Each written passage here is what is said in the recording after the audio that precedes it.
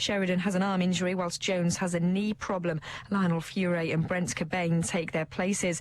Sir Alex Ferguson has issued a warning to Manchester City and his former striker Mark Hughes. City were, of course, knocked out of the Carling Cup by Brighton last night, and Fergie says it takes more than money to build a successful team. And in Rugby League, Warrington have appointed former Wakefield and Wigan standoff Nigel Wright as their new assistant coach. Wright joins from the Wildcats, where he was in charge of the reserves. BBC Radio Manchester, satellite weather with Hayley Cavill. The early mist should have cleared by now, so you can look forward to a dry and bright day with some sunshine developing later. Highs of 18 Celsius. Have lunch with Allan Beswick. BBC Radio Manchester.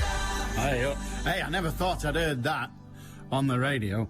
Some of them have got ideas above their station, said that lady, talking about the people in chemists. That's a cracker. I've not heard that for donkey's years. Well, since I used to have them, really. Now my station is so high I cannot. Yeah, right.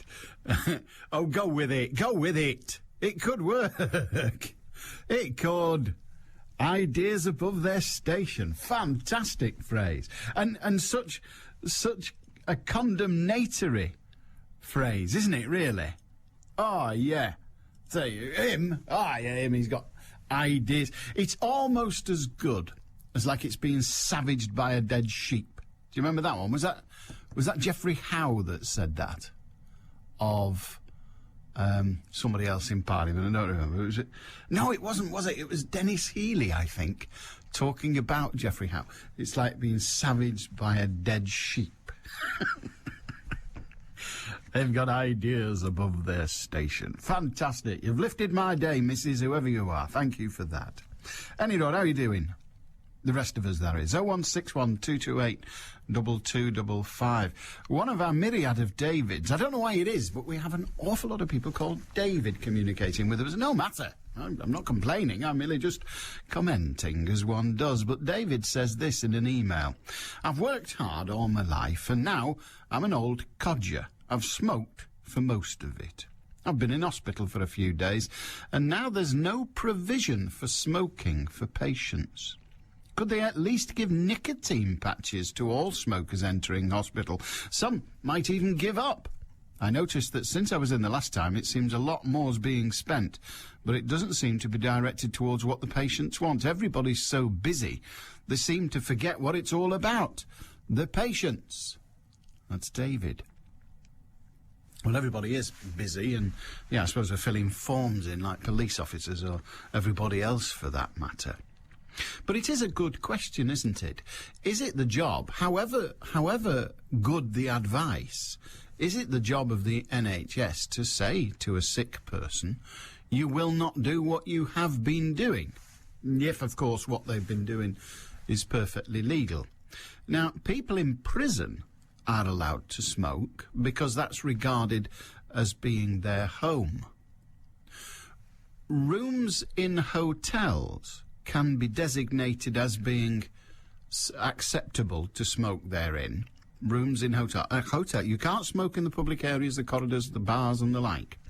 But a hotel has the right, I only learnt this the other week, but a hotel has the right to say some, I don't think they're allowed to say all, but has the right to say some of our rooms are dedicated as smoking rooms for the people who stay in those rooms. So they're not allowed to have dedicated smoking rooms for the public at large, but some of the bedroom accommodation, and it is only the bedroom, you still wouldn't be allowed to smoke, rather bizarrely, in the bathroom, or if you're in a suite in any other part than the bedroom, but one is allowed in certain hotel bedrooms, if it is thus designated, to smoke. So why not in hospital? Because that too, particularly in David's case, who's been there for a few days, you might only be in a hotel for one night. You might be in a hospital for a year. You might be in a hospital for less than that. So again, does the National Health Service, however, I mean, they don't refuse to allow you to eat butter, which I'm told has had a bad press lately. They don't. Indeed, I can remember as a nurse serving Guinness to some of our rather more frail and elderly patients, giving them Guinness. Guinness was good for you. Bill gave them plenty of iron and all that gubbins, apparently. So the National Health Service doesn't forbid any other legal activity to all of its patients. Why should it forbid smoking? It's a fair question. David's right. It is a very, very fair question. 0161 228 2255. Do you think patients should be, like the wards should have perhaps a side ward where those patients who are smokers are ensconced? I don't know. It's just a thought, isn't it? It's just a thought. But there's the poor beggar. They go in. They're already nervous because somebody's going to be poking about on their insides with sharp objects or filling them full of chemicals called drugs and giving them pretty appalling food by all accounts. And they're having to sleep amongst strangers and have their bits fondled about with, not in a pleasant way, by often members of the opposite gender. And yet they're not allowed a bit of a woodbine to make them feel better.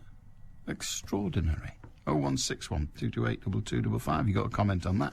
David makes a very good point. Why isn't a patient allowed to smoke in hospital? Because it's bad for him. Well, judging by some of the diseases knocking about in hospitals, so's going to hospital itself can be bad for you. And, well, is it the job of the NHS to uphold the law in that way and to force people to obey what they think to be good advice? And as you heard in the news, Jackie Smith, the Home Secretary, has launched the identity card today. It's been unveiled, as they say.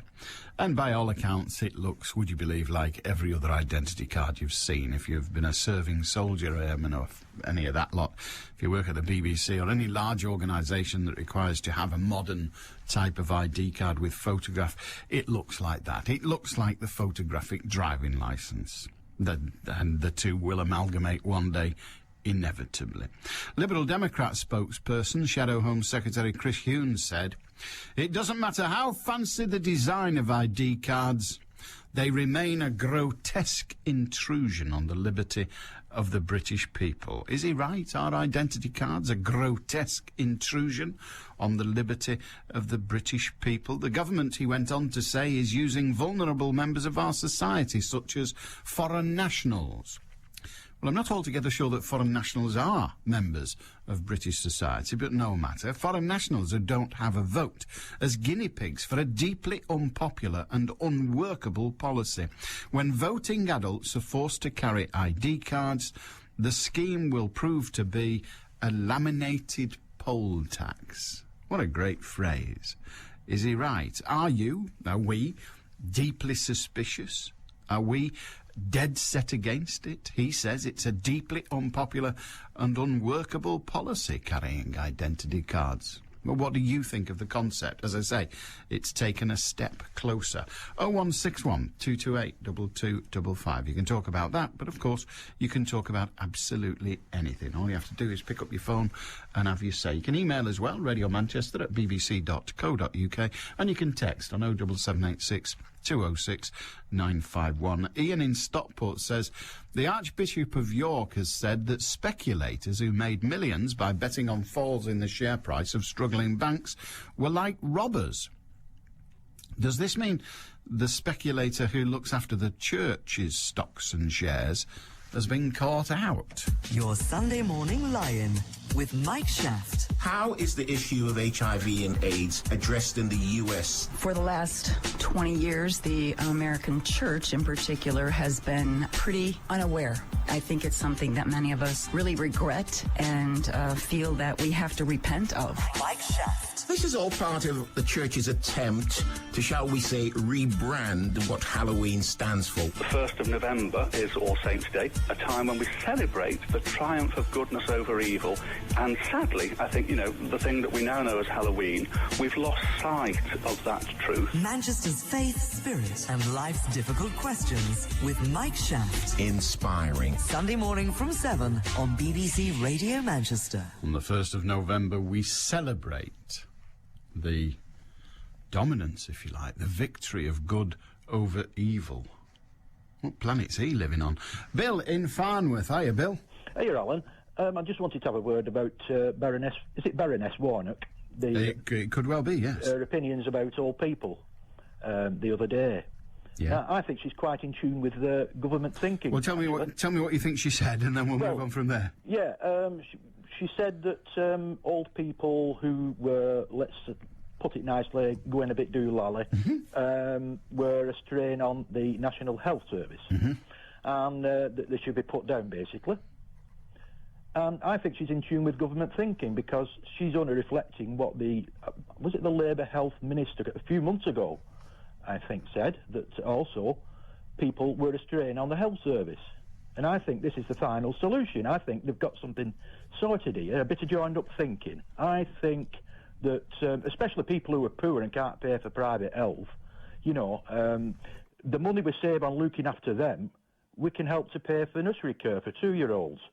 And let's face it, what do old people do in the end? Like I've said before, they take the kids for rides, the grandchildren, cook them nice meals, they have all the pleasure of looking after them, while the poor parents have to, slave away at work. And I think it's not really fair, I think they should get rid of old people and one headline on the back of the Baroness Warnock comments was that, and it's a gross misinterpretation of what she said, but it was nonetheless entertaining for that. Baroness Warnock says that old people have a duty to die. Of course, we have to come to terms with the fact they don't really have a choice about dying. They will do it eventually. And yes, old people who are infirm, or that lovely phrase, doolally, are a draw on our society. They are, yeah. But they also, do they not, make a contribution to our society? Well, apparently not. Apparently we're a great drain, we just suck the blood out of society. We just sit here enjoying our pensions and looking after the kids, and going on out using our free bus passes. I mean, it's really selfish. Being alive is... I suspect I'm a drain on society, although I know for a fact... Oh, no, you're entertaining. Well, there is that, yes. You give me a reason to live. Yes, I think you should die. If this is your reason for living, mate, you've got nothing to live for. What are we to do? I know you've got rather more than your tongue in your cheek, but what are we to do about the ever-growing cost of agedness? Well, I think that I've said it many times now before. I think that we should put taxes up, and we should put taxes up in such a fashion that the rich, who are proportionally richer and can afford these things, should pay a proportionally greater share. What's your definition of rich? One of the parties was talking, I think it's the Lib Dems, one of the parties was talking about increasing the tax above the 40% limit for those who are on 150,000 a year or more. Is that who you think is rich? Well, I've never really studied the figures, and I wouldn't even like to make a guess as far as statistics are concerned. But, let's talk about proportions. Let's up the ante a bit in favour of poor people, because this is effectively what she's talking about, is if you can't afford to pay for a nice, cushy, private home in your last years, then you are to be put down, basically, for the benefit of those who can. All right, Bill, good on you, mate. Yeah, have a good day. 0161228 2255. Bill has fun and makes a very serious point at the expense of Baroness Warnock. Baroness Warnock was misinterpreted when she said, or when a newspaper reported her as saying that old people had a duty to die. But she did say... She didn't have to be misinterpreted on this. She did say that elderly people who are infirm, or indeed a little bit doolally, are a drain on the resources of the rest of society. Baroness Warnock, I keep calling her Baronnock now, I can't get rid of it, that'll teach me. Baronnock Warness.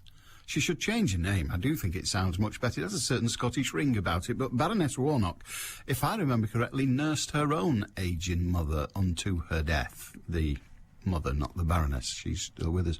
But there is a problem. What's the solution? We know the problem. We know that we are an ageing society. We know that the consequence of our ageing society, we've got people to live longer. At the turn of last century, 50 was old. At the turn, when I say that, you say, I'm even getting that wrong. Maybe it's because I'm over 50 and old.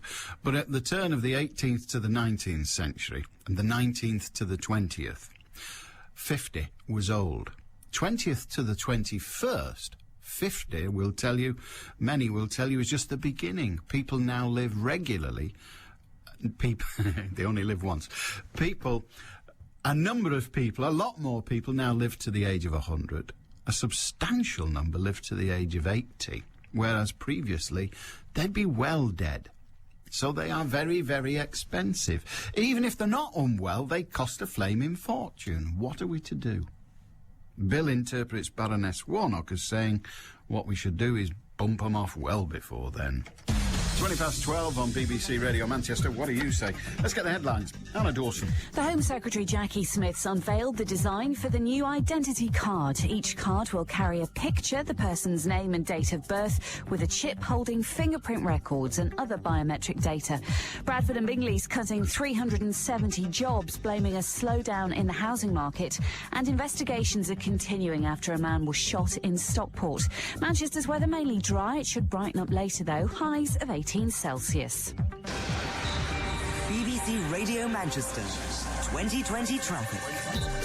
Well, I can still see delays on the M6 southbound because of this earlier collision just before junction 16 at Stoke-on-Trent. The tail end of the queue as far back as junction 18 at Middlewich at the moment. Matrix signs are set to 50 miles per hour. If you're travelling through Gatley, Brownlee Road still closed off because of a serious police incident that happened earlier today. It's closed in both directions between Crossacres Road and Woodend Road. And now to the trains. Better news if you're using Virgin Train services. Everything's back to normal now between Manchester Piccadilly and London Euston. There were problems earlier today with the signalling in the Bletchley area, but that's all been sorted out now. Don't forget, if you can update me further, call in on 0161 244 4951. I'm Cara Banks. Decongesting Manchester, one car at a time. 2020 traffic. We had an email from David earlier complaining, in my view understandably complaining, that he wasn't allowed to smoke when he was in hospital, having been a smoker all his life. Another David, and there's a David after this as well, but another David said maybe the earlier David should consider either going into hospital or continuing to carry on smoking. Those are his options. I was unfortunate enough to work in hospitals and now in my retirement suffer from COPD as a direct result of second-hand smoke inhalation after years of trying to help patients who were blowing smoke into my face. Well, yes, but again, those are the risks of the job, aren't they? If you're a nurse, you're already risking coming in contact with patients who've got infective diseases. So, yeah, it is a risk, but we have to consider the freedom of the individuals, do we not? And I did say there was another David, this one's in Crumpsall, and he says, correct me if I'm wrong, but we heard Ruth Kelly has resigned as a minister to spend more time with her children. Has she also, with the same object in mind, applied for that well-known part-time position, Stewardship of the Children Hundreds, or one of the similar types?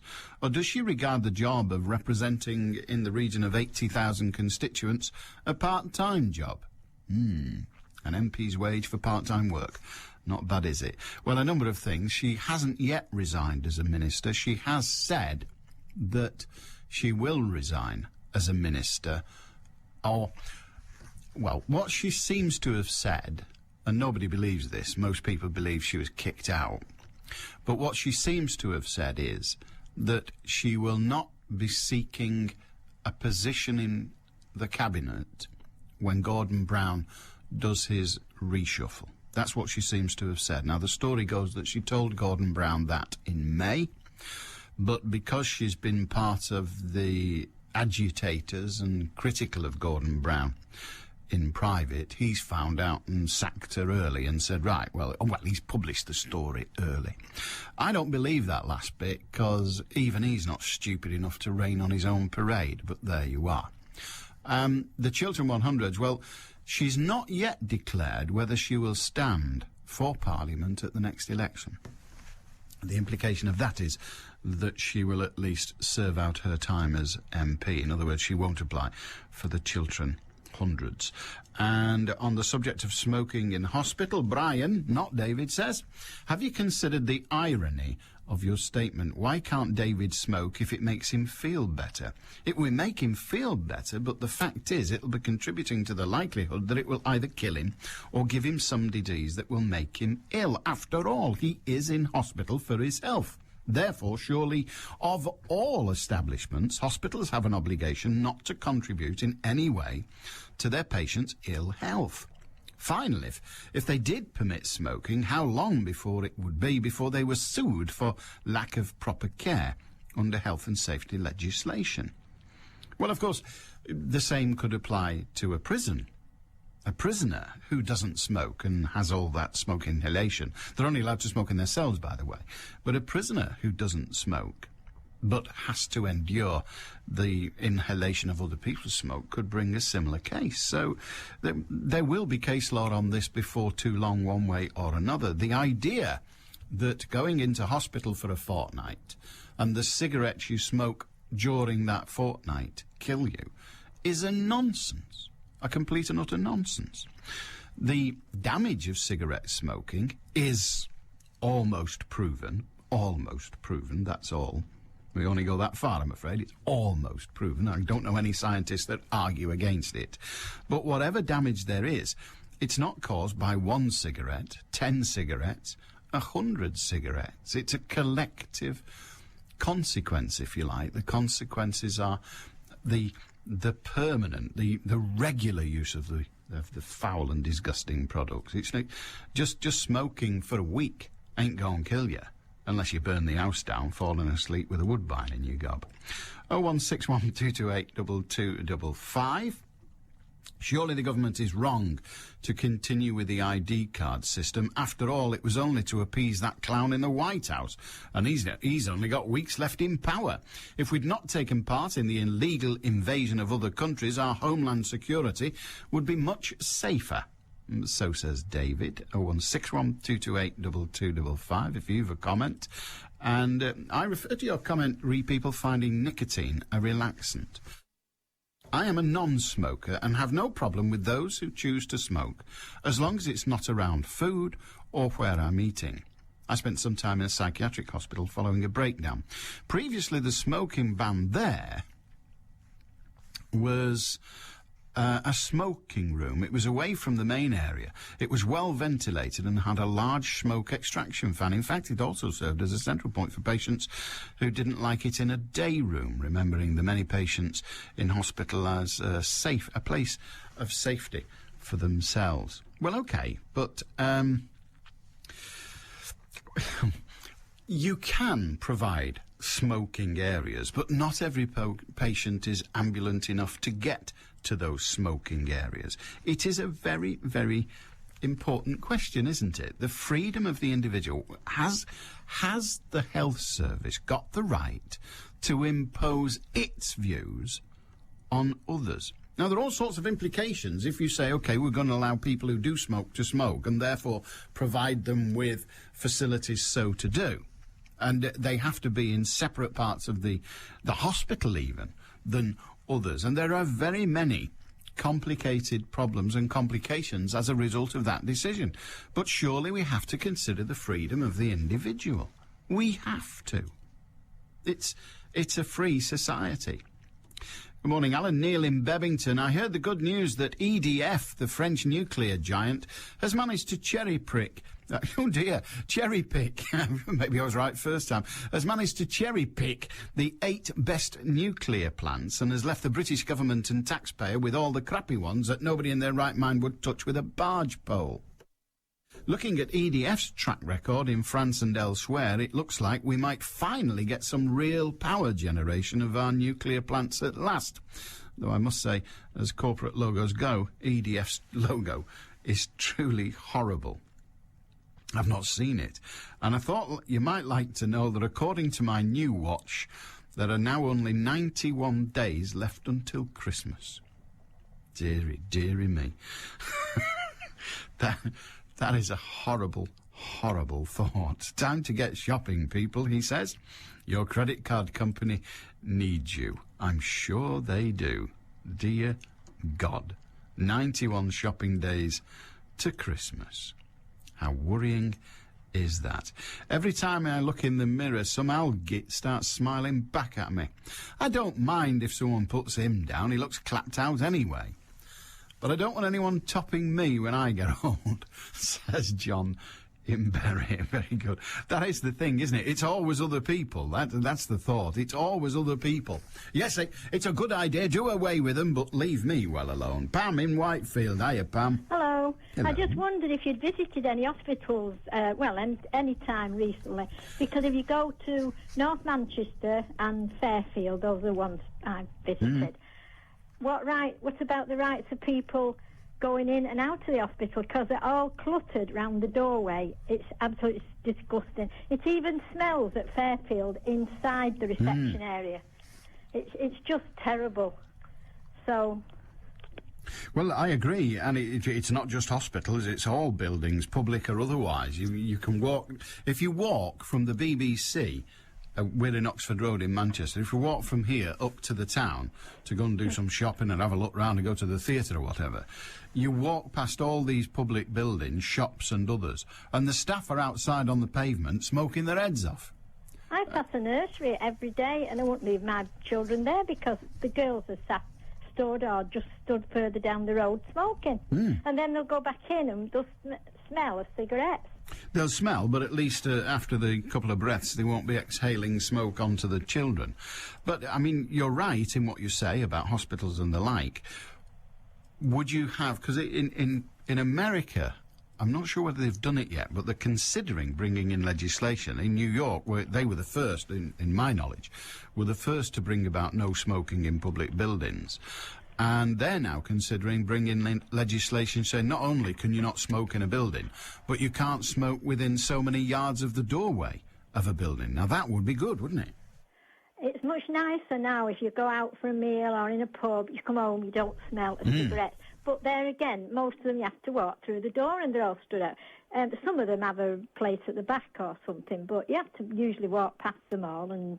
It just smells. It's awful. It is. It's disgusting. Well, absolutely disgusting. At Fairfield Hospital, they had a big banner. When it was first coming in, a big banner on the wall. And they stood under it smoking. They weren't allowed to smoke in the grounds. And yet, they were all stood. And those in the reception area, I don't know why they put up with it, because you could smell it inside. Well...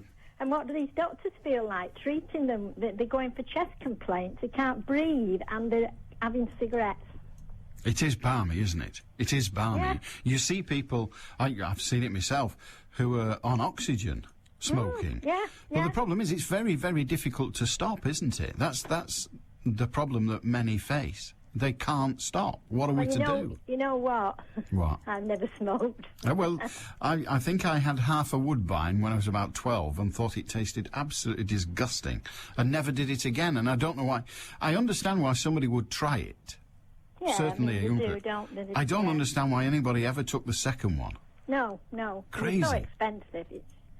I don't know. But it's just bad coming out of a hospital, and most of them are in the night clothes, dressing gowns, and they'll stand there just for a cigarette. Oh, well. Absolutely crazy. All right. But then they're drug addicts, so I guess we have to expect it. Good on you, Pam. Have a good day. Pam in Whitefield said not only should they ban it in the hospitals, but they should ban it in the doorways as well. There are hospitals that ban it even in the grounds. You're not allowed to smoke on the grounds. I drive past a couple of schools on the way home, and you often see teachers. Well, I presume they're teachers. They're a bit old to be pupils, and they're in civvies, so I presume they're teachers. But there they are, stood by the gate, smoking their heads off, getting the last gasp before they go in and presumably educate our young. How scary. 0161 228 2255. The newspaper I've chosen to wade through today, I mean, I've read the others, but frankly, there's not much in them. But, it's all this... It's all this stuff. Brown faces mutiny over Kelly exit. Yeah, bubble bursts as the cabinet threatens a mass walkout. And there's a wonderful picture of Ruth Kelly with her children, well, 3 of her children. This was a while back, 3 of her children and her husband.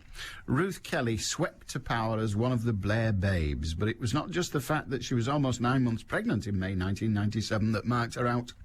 In a party suspicious of traditional morality, she raised eyebrows with her links to the secretive ultra-Catholic sect Opus Dei. Still never been confirmed, by the way. Made famous in Dan Brown's Da Vinci Code. There were even, never confirmed, suggestions that she followed its tradition, such as wearing a spiked chain around the thigh to remind members of Christ's suffering. Now, I've seen all sorts of pictures of Christ, and he never wears a chain round his thigh.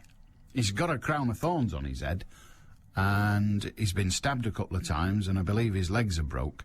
But I've never seen a picture of him with a chain round his thigh. But there you are. They've had scourging at the pillar as well by them.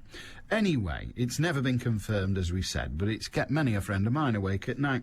Certainly she's known to attend Mass at Westminster Cathedral every day, and Ms Kelly rejected calls to break off her links with the group or quit. She said, "It is a private spiritual life, and I don't think that it is relevant to my job." And well done her for that. I can't be doing whether a person's a Catholic or not, but it's nothing to do with you or me if she is. And if people are giving her a hard time for it, as they were, then they ought not. Unless, of course, there's something mysterious in it.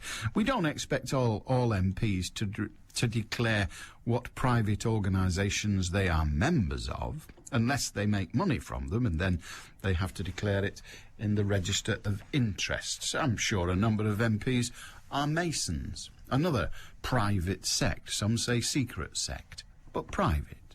What right is it of mine to know? Richard in Salford, hi. Yeah, hello there. I'm calling because I'm a bit enraged and a bit angry with what's going on in the centre of Manchester with regard to a certain street and the parking lines that they have on that. Okay. Can I elaborate? Well, you can tell me what street it is for a start. Right, okay. It's I think it's called Byron Street. Opposite, it crosses Key Street, and it's just near where the theatre is. Yeah. Okay. Now, I walk down that street pretty much every night, and every night, without failure, 5 cars are ticketed because they're parking in a coach parking area. However, the individual car markings have been left there. So when you drive up and down the street to look to park your car, you see the ones that you're familiar with, the parking white lines, and you go and park there. And then every single night, without failure, some traffic warden tickets all 5 cars because they're parked in what is clearly a coach area. No, not clearly. What is a coach area? Now, what they should do so that they don't mislead the public, is that they should get rid of the white lines for the cars, which are inside the white big line for the coach, so no one is confused. I've spoken to traffic wardens and told them that it's disgusting. It's just unfair. And people, they go to the theatre, they have a lovely night out, and they come back and it costs them another 30 quid. And it's a rip-off. I called the Manchester Evening News. I said, were they interested to photograph this? And no, they can't be bothered. So, can you be bothered, Alan? Well, I can't photograph it because, frankly, photographing it doesn't really achieve anything on the wireless. But I have your definition of it and your description of it, which does me proudly. I suppose there are some questions that have to be asked. Are there any posts with explanations on at any point? Yes. And I ask you, have you ever understood ever what these bloody things mean? Because I can't understand what... Well, I've understood every one I've read, actually. I've never perceived them as being that complicated. Well, this one, trust me, is I think is complicated. But yes, there is. But at the end of the day, people look, but they don't see, if you know what I mean. You're intuitively trained, not trained, but you're intuitively, you will go to a white line parking thing by a meter, which is the same thing anywhere in Manchester. So you're familiar with that. You'll not see. I understand that point, but unfortunately, you see, what I was going to advocate was someone who received such a ticket was to challenge that ticket and go through the whole process and end up at court. and have the court make a judgment. But if the defence of the prosecution, if that's not an oxymoron, but if the defence of the prosecution was, well, actually, there's a sign there explaining it, and we are required by law not just to look at the road markings, but to look at the sign, you're stuffed. Right, well, yeah, firstly, it's not an oxymoron because they're morons, but what I would actually... Very good, very good. The fact of the matter is, yes, I accept the sign, ultimately, if you stop and you read and absorb it and understand it, is telling you this is the coach area. But my gripe, if you like, is fair enough if you want it to be a coach area, which incidentally never, ever, ever is used as a coach area. And I go there every single night along that street. Never use that, even when there are no cars parked there. My argument is, fine, if that's what you designate it as, that's what you designate it as. But get rid of the familiar car parking lines inside there, which people will visually, subliminally relate to and not see the other thing. I'm tired of seeing 4 or 5 cars ticketed every single night for the last 2 years. All right, Richard, thank you very much indeed. Have you been a victim of that? Do you agree with Richard? We're talking about Byron Street. I think I know what he means. It's just gone 20 to 1 on BBC Radio Manchester. Anna Dawson's got the headlines. The Home Secretary Jackie Smith's unveiled the design for the new identity card. Each card will carry a picture, the person's name and date of birth, with a chip holding fingerprint records and other biometric data. An investigation's continuing after a man was shot in Stockport. And Bradford and Bingley's cutting 370 jobs, blaming a slowdown in the housing market. Manchester's weather mainly dry. It should brighten up later, though. Highs of 18 Celsius. BBC Radio Manchester 2020 traffic. Traffic on the M6 still heavy on the southbound carriageway between junction 18 Middlewich and junction 17 at Sandbach. And if you're travelling through Gatley, Brownlee Road still closed in both directions because of a serious police incident between Crossacres Road and Nuffield Road. The incident itself occurred on Northcote Avenue. That's affecting traffic between Gatley and Heald Green. And if you can update me further this afternoon, call in on 0161 244 4951. I'm Cara Banks. BBC Radio Manchester. Sports with Dennis Lloyd. It's been a mixed morning for Lancashire on day 2 of their crucial championship match against Somerset. Watching at Taunton is Chris Malaband. Lunch on day 2, and it's still on as even here in Taunton with Lancashire 135 for 6. Mal Loy is still there on an excellent unbeaten 56, and with him wicketkeeper Luke Sutton on 10. Lancashire enjoyed the best of the first part of the morning session as Somerset captain surprisingly decided to bowl Alfonso Thomas and instead of Charles Willoughby or Andrew Caddick early in this match, and with Stephen Jones operating from the other end, Loy and Gary Keady enjoyed themselves. Keady made 25 before he was caught by Marcus Trescothick at second slip off the bowling of Andrew Caddick, and that then sparked 1 becoming 2, because not long after Keady had gone, new batsman Stephen Croft wasn't able to settle, and he was bowled by Stephen Jones, shouldering arms without scoring. 119 for 6, it was advantage Somerset again, but with Loy and Sutton steering the ship, Lancashire get through to lunch unscathed further. 202 Somerset, Lancashire in reply, 135 for 6. Regular reports from Chris throughout the day. Sale Sharks will be without Andrew Sheridan and Chris Jones for tomorrow night's game against Gloucester in the Guinness Premiership. Sheridan has an arm injury whilst Jones has a knee problem. Lionel Fiore and Brent Cobain take their places. Sir Alex Ferguson has issued a warning to Manchester City and his former striker Mark Hughes. City were of course knocked out of the Carling Cup by Brighton last night, and Ferguson says it takes more than money to build a successful team. The United boss also added that Mark will have all this money and wonder what to do with it, and that can put you under pressure. After City's 5-3 defeat on penalties at the Withdean Stadium, Hughes reiterated that money doesn't bring instant success. It's not going to be a smooth ride. I mean, we're going to have moments where we don't play well and we get caught out. On other occasions we'll play well and still won't get the result that possibly performances deserve. So we'll have to accept that in the short term, but obviously we're looking to be better, and we'll push forward on and off the field to ensure that happens. Terry Venables has emerged as the front-runner to replace Kevin Keegan as Newcastle United manager on an interim basis. He has been contacted by the club, but as no offer has yet been made. Wigan Warriors will be looking to continue their impressive run in the playoffs tomorrow night when they play at Leeds in the final eliminator. Wing Mark Calderwood, who used to play for the Rhinos, says the atmosphere at Headingley will be electric. It'll be buzzing there. Obviously the South Stand's very big for them, but I'm sure I won't be getting greeted very well when I go back. Obviously all the time, but if we can silence that South Stand, they're very good for them. Obviously try and get a couple of tries in front and see if they can come back at us. And some rugby league news just in. Warrington Wolves have released both Rob Parker and Andy Braycheck by mutual agreement. Parker is now expected to sign for Salford after having talks with the City Reds earlier this week. Warrington, meanwhile, have appointed former Wakefield and Wigan standoff Nigel Wright as their new assistant coach. Wright joins from the Wildcats, where he was in charge of the reserves. Tonight's guests on the Rugby League Hour are the Wigan owner Ian Lenigan and Oldham Chief Executive Chris Hamilton. Join Jack Dearden from at 7 o'clock. Olympic champion Chris Hoy says he believes the British cycling team will stay in Manchester, despite a new velodrome being built in London for the 2012 Games. Hoy, who lives in Salford, says Manchester has been crucial for the team's success. From what I understand, the whole team's going to stay in Manchester. We've got a great setup here. The roads are a bit quieter. It's maybe a better environment for training in, but that doesn't mean to say we won't use it. Of course, we'll be down there for training camps and we'll be competing there too. The next live action on the Northwest's biggest sports station. Regular updates throughout the day from day 2 of Lancashire's championship match at Somerset, and it's the Super League final eliminator between Leeds and Wigan from 7 tomorrow. BBC Radio Manchester.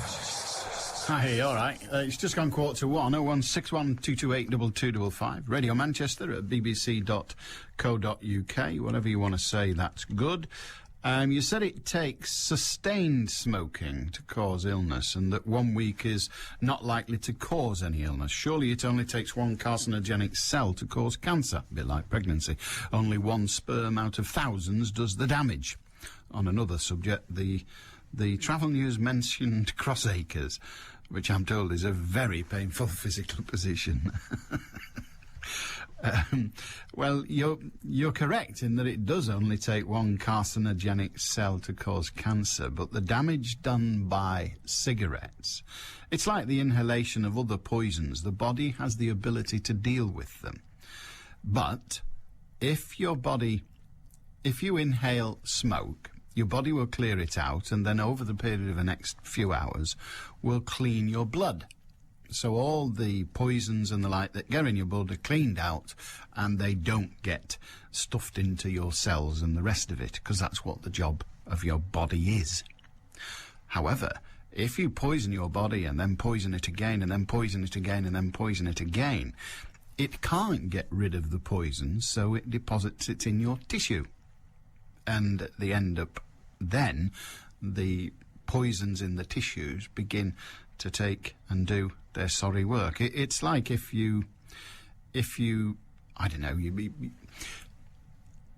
inhale carbon monoxide, it doesn't kill you. Even if you inhale nothing other than carbon monoxide, it doesn't kill you. But it'll make you feel horrible. You'll get a terrible headache and all sorts of other things. But if you then return to ordinary clean air, and that's not clean, your body will clear it all out. So it's not just one carcinogenic cell, it's the poison in the system. And your body doesn't have time to recover with cigarettes until it gets the next lot. Mavis in Little Alton. Hiya, Mavis. Hello, Alan. You're talking about smoking. I just want to say I used to smoke a lot when I was younger. I tried different ways to give over. I could never give over. Anyway, I went to hypnotism. And I can guarantee, I don't care, I can guarantee with anybody that will stop the smoking.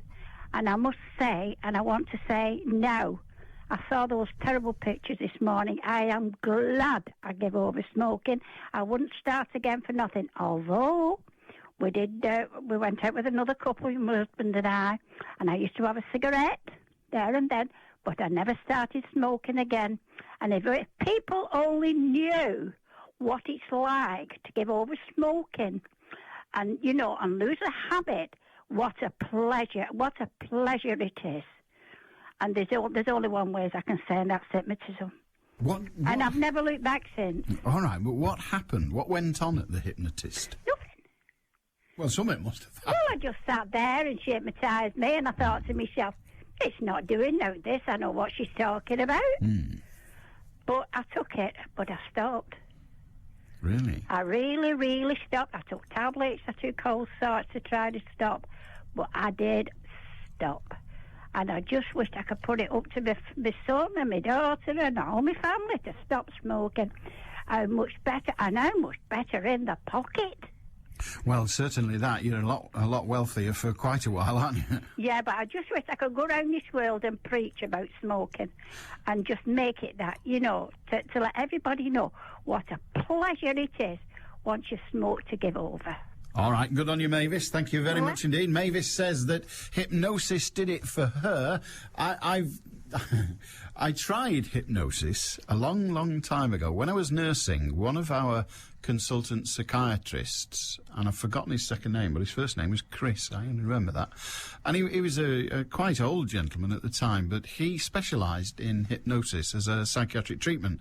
And he asked us if we wanted to be hypnotised. Do you want to try it? Do you want to give it a whiz? And frankly, we didn't make any progress. I don't know, perhaps I didn't trust him or whatever, but he didn't manage to hypnotise me. I'm kind of relieved at that now. God alone knows what would happen. Pardon? No, I didn't bark, did I? An evil knight is to challenge Prince Arthur in a tournament, and he has no intention of fighting by the rules. Is there any chance you might be mistaken? I know magic when I see it. Merlin must stop him. It's the only way he can beat you. Or Prince Arthur will die in battle. I want you to swear to me what you're telling me is true. This is ridiculous. I've never used magic. Keep the magic secret. The adventure continues Saturday night at 6 on BBC One. I don't want to deter you from watching it, but that trail has a smell of Robin Hood about it, doesn't it? We all know how rubbish that was. Fred in Warrington, are you, Fred? Yes, Alan. I was driving yesterday and I heard you on about the anecdotes, one thing or another, about cerebral palsy children in particular. Yeah. For a good many years, for my pleasure, really, I really enjoyed. I used to fit invalid lifts, wheelchair lifts. Oh, yes. And I came across quite a few children, mainly, with cerebral palsy and things like this. And I've had a lot of pleasant experiences. But one in particular I'd like to relate to is I went to a house one day in Sale and to do to view an adaptation for a person to be able to assist this child upstairs on this particular lift. Now, the lift in question was a counterbalance lift where the child or the person wound it up themselves. On the same principle as the old sash window. Yes. And they wound themselves up very, very easily. But this little girl, she couldn't always wind it up herself. So I was on a round doing servicing and site visits and one thing or another. So I was given this address. Now, some people had installed this lift previously. Another team, apart from me, installed this one. So anyway, I went in, introduced myself. The lady took me upstairs to see if it was possible to do an adaptation to this particular lift. On the way up, there was this little girl, about 9 years old, coming down the stairs on a bum. And I said, "Oh, hello, sweetheart, how are you?" And that was a very good reply, you know. And so I said, "Is this your lift I'm going to look at?" Yes, it is. So I said, "Why do you need it? You can trot up and downstairs on your bum quite happily, can't you?" And bless me, tears came from down her eyes, down her cheeks. And I said to mother, "Oh, I'm awful sorry. I sort of upset her." "No, you haven't," she says. "You've made her day." I said, "How do you mean?" "Well, you've treated her like a person, not a thing." And, you know, from that day on, they always looked forward to me going and servicing that particular lift. And I had to go to another one in Urmston, actually. And there were another little girl there, cerebral palsy again. And she also had the same problem and the same lift. And, of course, she knew this first girl I went to. And we both went to the same day centre. So I used to play one against the other, and they were lovely, adorable girls, really were. These are just two particular ones, and I used to play one against the others. "Oh, would you know so-and-so?" You know. she got little, new carpet on her lift base. Of course, they were wheelchair lifts. Yeah. And, of course, then I get next time I go, she's got a podcast. But it was lovely having this little bit of a banter with them. Yeah. But it was a great pleasure to be able to install these lifts and make people's day for them. It's weird, isn't it? We do, and I don't think we should condemn people who aren't able to converse with those with disabilities and treat them as they treat everybody else, because it can be uncomfortable for some. Oh, yeah.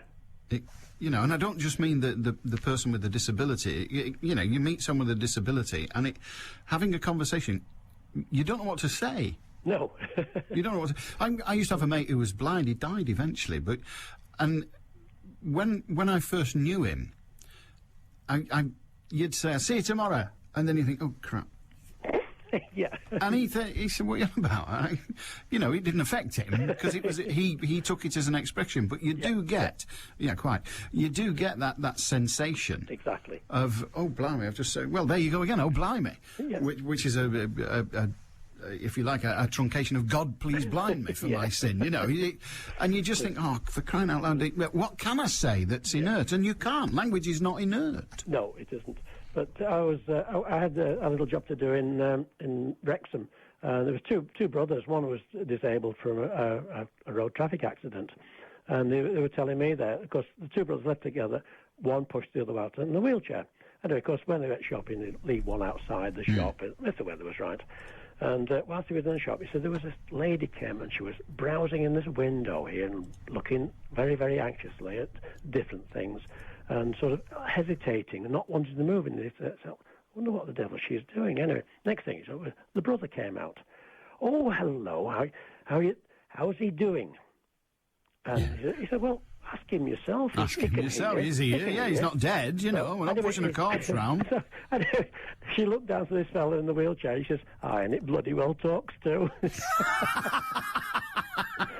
He said the expression on her face there, the ground would open up.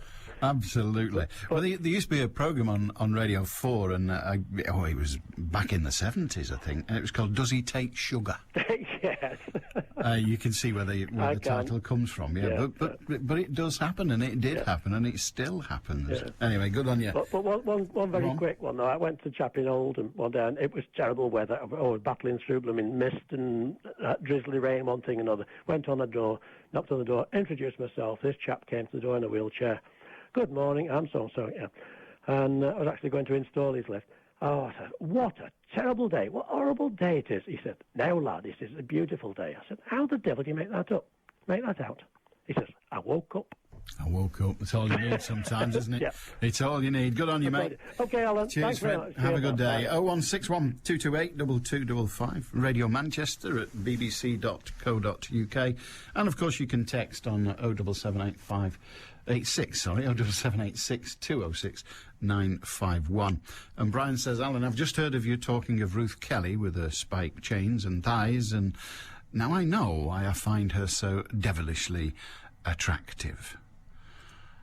All right. Brian, what does one say? You can have my share. I've no idea, but to each his own. Anyway, she'll have a lot of time on her hands soon. She'll be all right. Bill in Royton. "I've also noticed people standing outside their place of employment smoking. I think someone should undertake some research on what this activity is costing.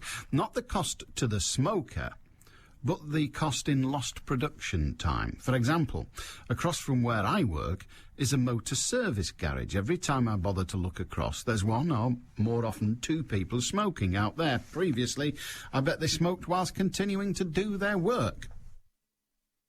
Which is probably correct, but the good news there, Bill, is that they're getting charged out. I don't know whether they're getting paid. I suspect they're not, but they're getting charged out at about 30 quid an hour to some poor schmuck who's having his car repaired in that garage. So they'll be stood there, and it won't cost the employer a bean, because, of course, the employer will simply say, well, it takes him 4 hours to do that. The fact that 20 minutes of them 4 hours are stood outside smoking his head off is a complete and utter irrelevance as far as the employer's concerned, because he bills them anyway. Still to come, to the side of 1 o'clock, we're going twice to Withenshaw for Alan and Steve. And you on 0161 228 2255 if you fancy it.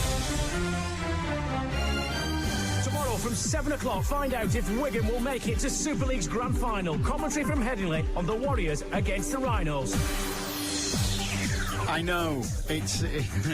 we get little notes here on the computer, and there's one here, and I misread it. It says ID cards, Hillier. And silly me thought it said ID cards, Hitler. 95.1 FM, DAB Digital Radio, and the World Wide Web. This is Manchester. BBC Radio Manchester.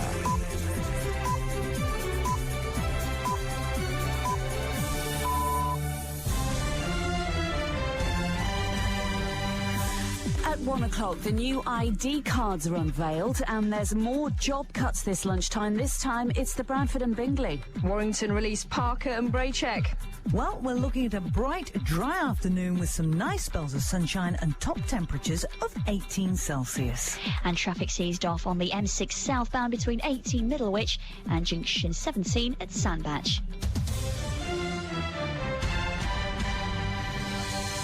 Good afternoon, I'm Anna Dawson. The design for the new identity card has been unveiled by the Home Secretary Jackie Smith. Each card will carry a picture and information on a chip, including the person's name and date of birth. Foreign nationals will be the first to be issued with the cards in November, with the first UK nationals getting their cards in 2009. We all need to be able to prove who we are quickly, easily and securely when travelling, when opening a bank account, when applying for a new job. We also want to be sure that others are who they say they are, to protect ourselves and our families against ID fraud and to help protect our community against crime, illegal immigration and terrorism. The Bradford and Bingley Bank is cutting 370 jobs. The company, which specialises in buy-to-let mortgages, reported losses of nearly £27 million in the first half of this year. It's blaming the cuts on the downturn in the housing market. Investigations are continuing this lunchtime after a man was shot in Stockport. The victim, in his late 30s, was hit in the head and leg on Parsonage Road in Heaton Moor last night. He underwent emergency surgery in hospital and is in a stable condition. 2 men are being questioned after police found 1,600 cannabis plants in Oldham.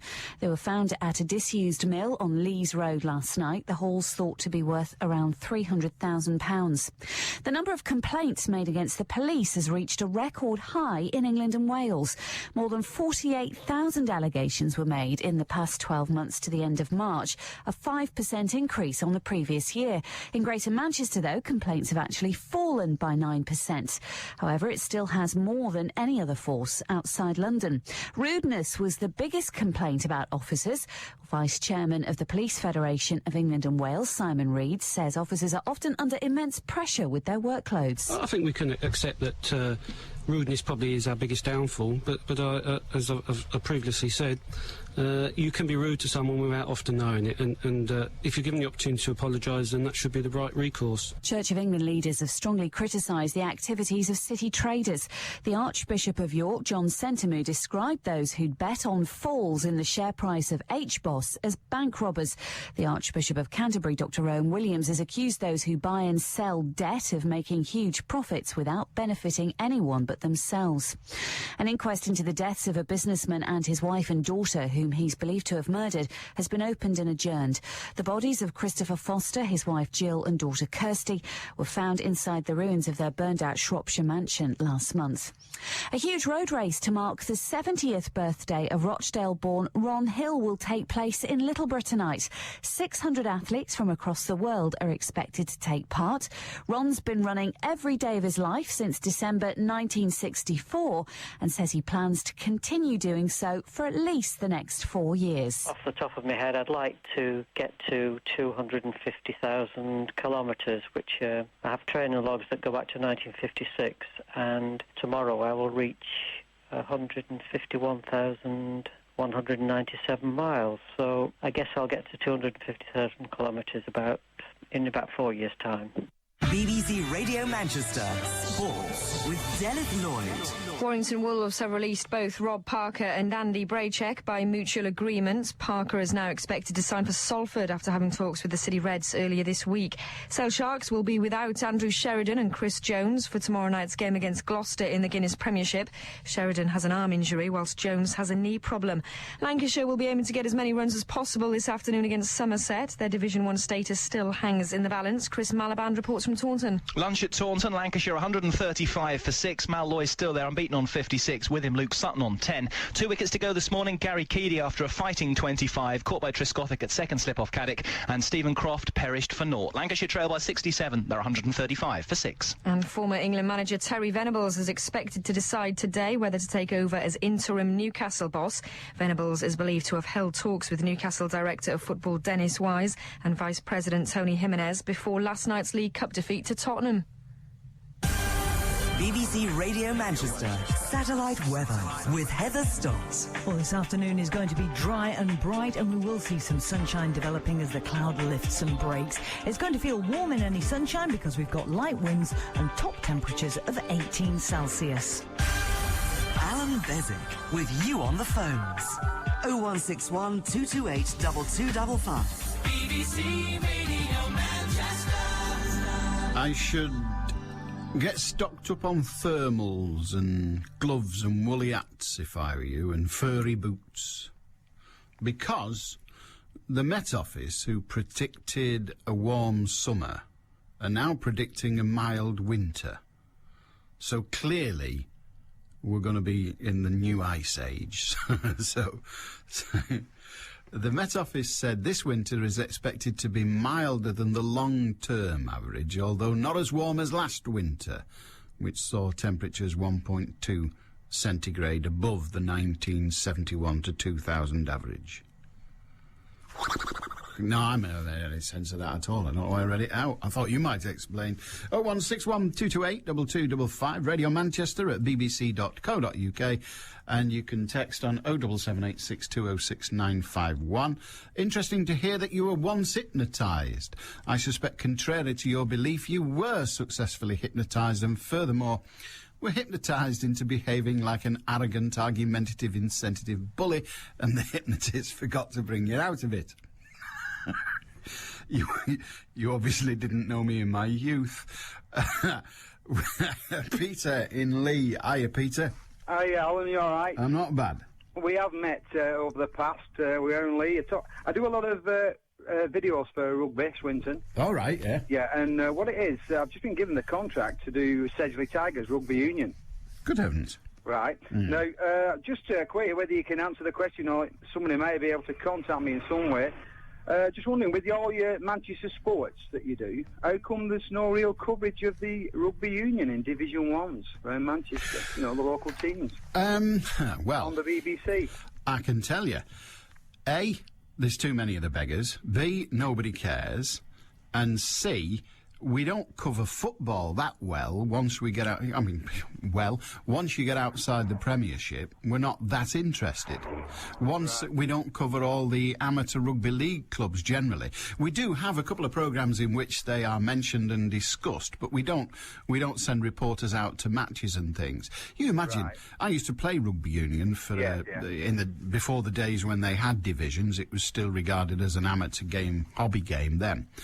But we used to write our own press reports because the local press, no way, the Ormskirk Advertiser, as was, I don't even know whether that newspaper still exists, but the Ormskirk Advertiser weren't going to send a reporter to stand in the rain and watch us fool about in the mud, because the only people interested in reading the report were the people who were connected to the players or the players themselves. Well, I know Go on. Well, when you go along to it, which club did you say it was? Sedgefield? No, it's Sedgley Tigers, Sedgley Tigers, Whitefield. Right. Well, I remember when they were just called Sedgley Park. Yeah. But if you went along to them, you would be stood there with your video, and that would be it, really. How many non-connected spectators would be there? Well, like I know when I do Swinton Lions, we have our own reports, but they do get mentioned, even if they just but my question, the results.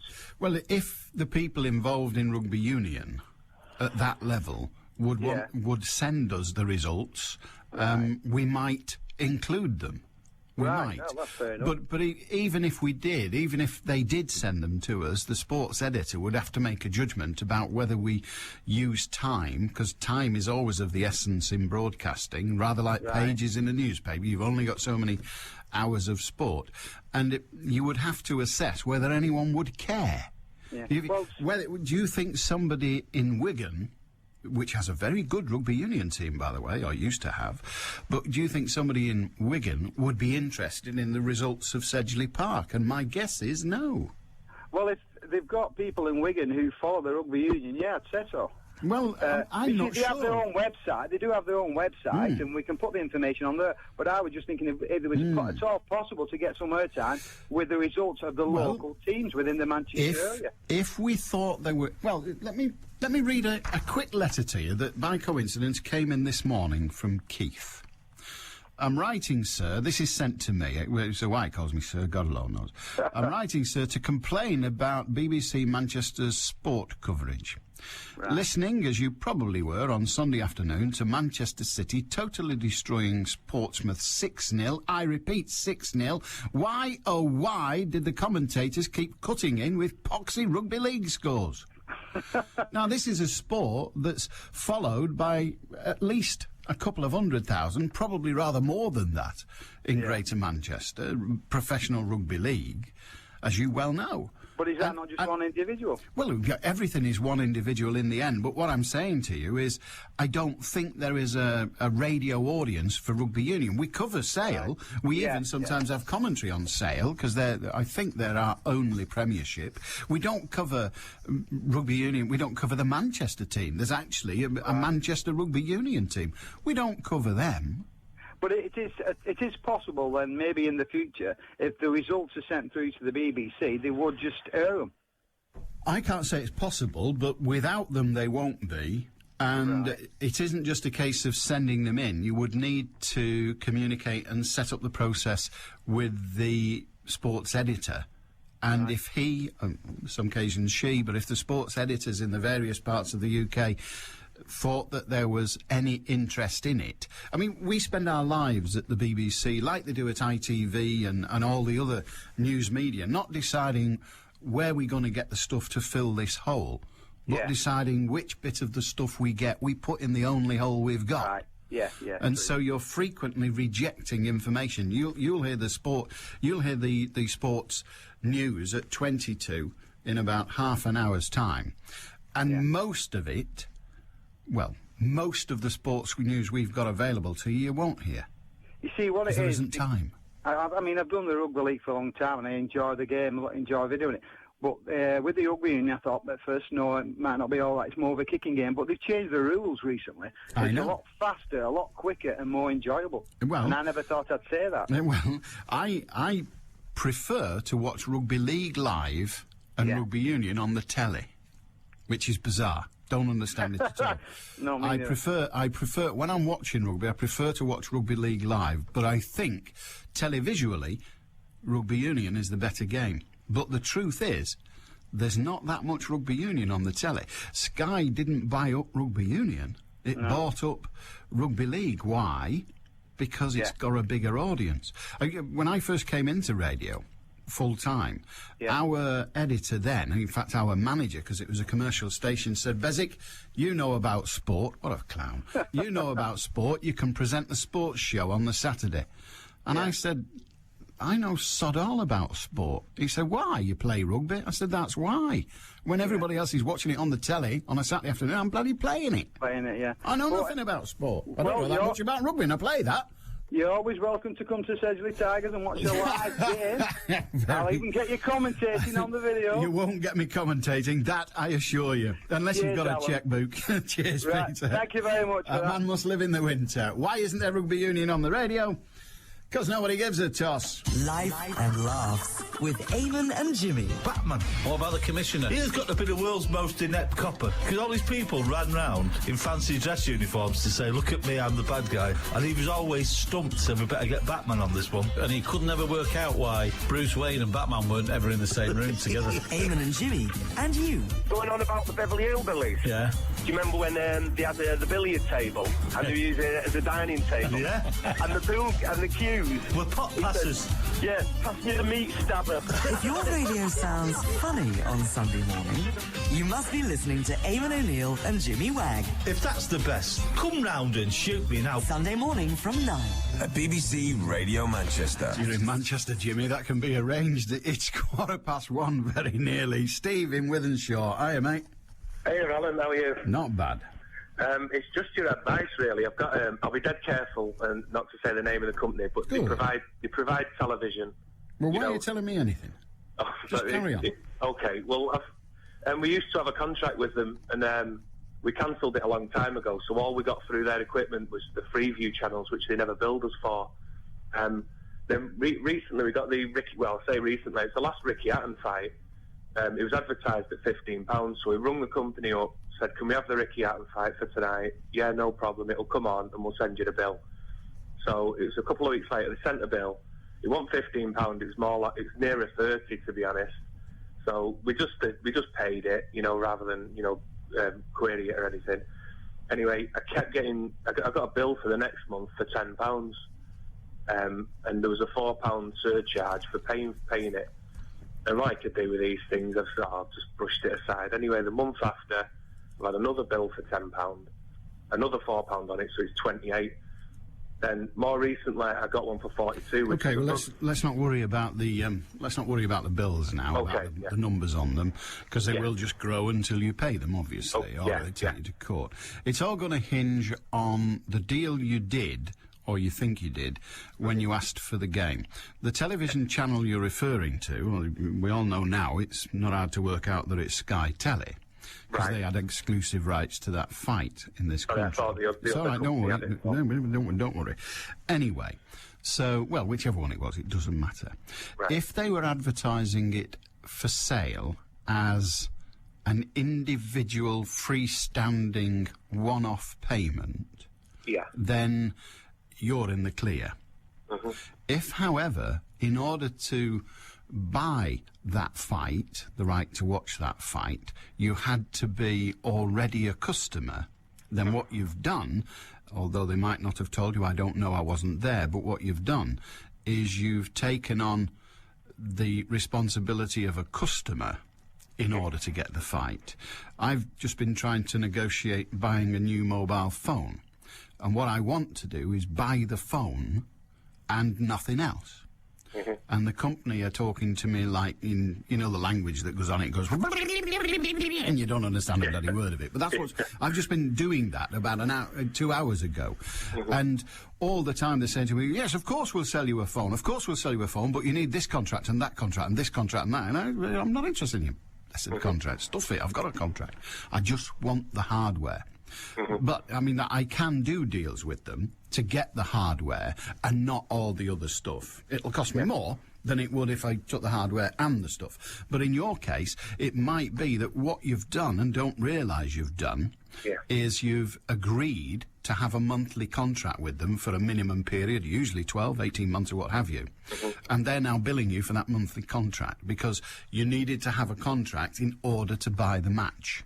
Right, yeah. Now, I wasn't a party to the conversation, but if you say, nobody told me that, and that's not what I agreed, then there's no paperwork anywhere that I'm aware of. It will be your word against the operator who sold it to you.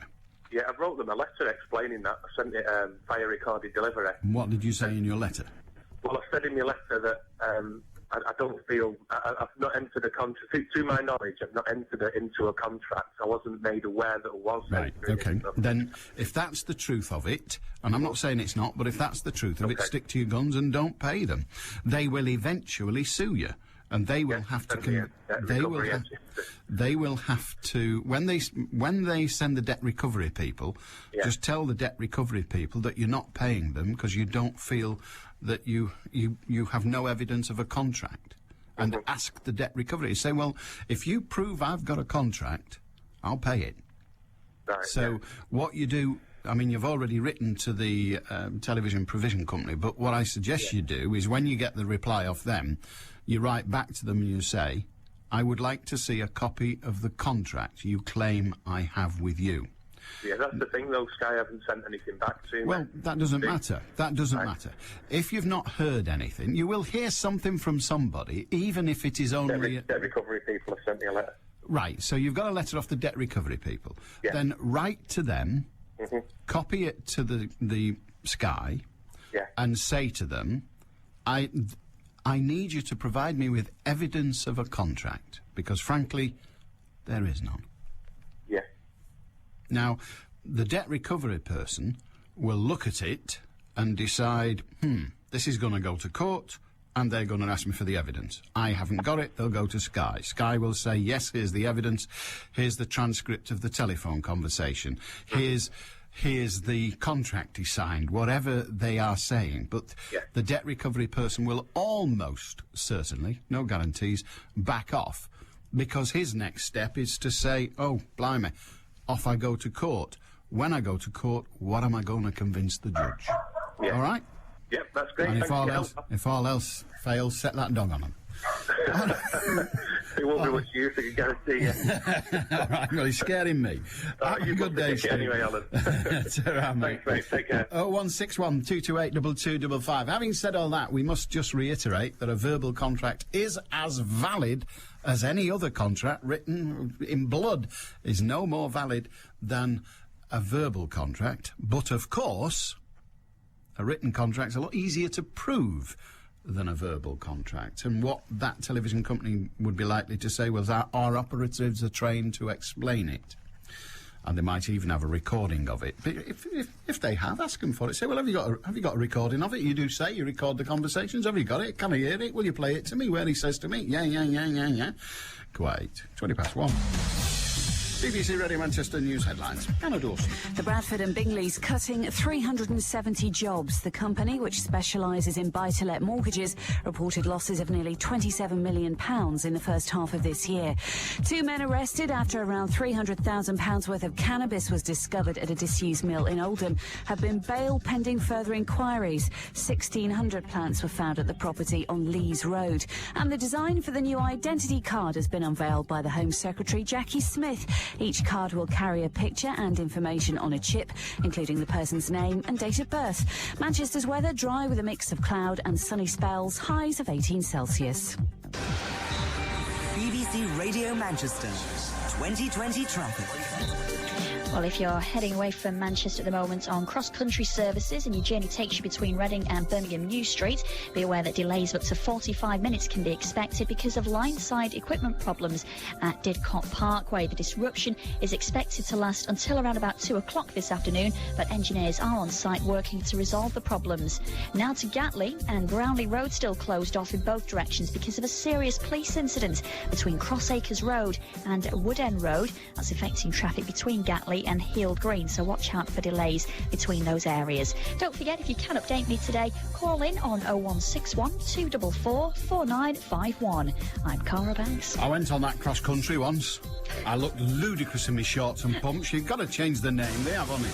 BBC Radio Manchester. With 2020 traffic through until midnight. BBC Radio Manchester. I know it wasn't funny. I love this story, and I know I shouldn't, but I really love this story. The story in the Express.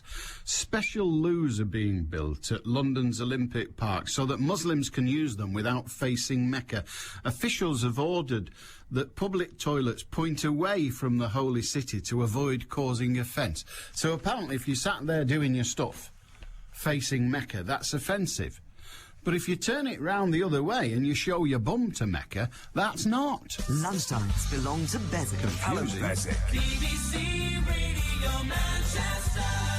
Chris in St Helens. Hiya, Chris. All right, Al. Yeah. A quick and lad who's just been on about the Ricky Hatton fight. Oh, yes. He tried to... The package what I got, because I got the fight, Yeah. was if I got the fight, paid, I think it was $14.95 or something. That was the cost of the fight, yeah. Yeah. Wasn't worth it, was it? No. Anyway, go on. Well, they said to me, well, what you do is you get that month free, Yeah. and then the next month you got free. So you got 2 months free if you took the deal at the time. Yeah. And that was it. It was the £14 odd. Mm-hmm. Now, the following month, after the first month was done and dusted, no problem. But at the start of the second month, they tried to take money out of my account. Mm-hmm. And the bank wouldn't let them take money out of my account because my missus had done it, for just a one-off payment. Yes. Yeah. So they phoned my missus up at work and said, listen, they're trying to take money out of your account. And I phoned them up and they said, no, what you've got to do is you pay and we'll reimburse you the money. Mm-hmm. Well, I said, well, no, I don't want to do that. You told me it was a one-off payment. Mm. And they were threatening me with all kinds of... I didn't pay any extra money. Indeed. But the rigmarole are trying to get them to admit that what they were selling me wasn't actually what was supplied. It was horrendous. It went on for months, and they kept phoning me up, asking me when I was going to pay and what.